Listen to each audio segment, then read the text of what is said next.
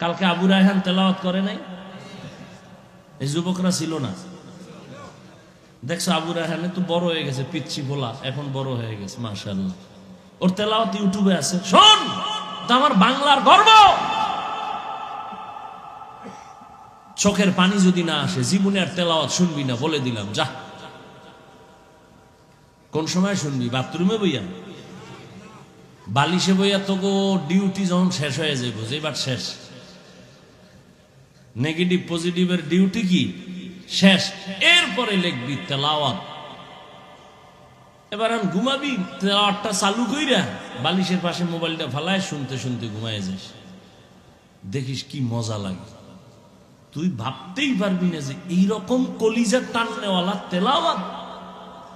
আমার তো দিল বলে এক সপ্তাহ যদি শুনো, তুই নিজে চোখের পানি ছেড়ে কাঁদবি আর বলবি, আল্লাহ জিন্দেগি তার এই কানের মধ্যে কোনো গানের আওয়াজ নিব না তেলাওয়াত ছাড়া।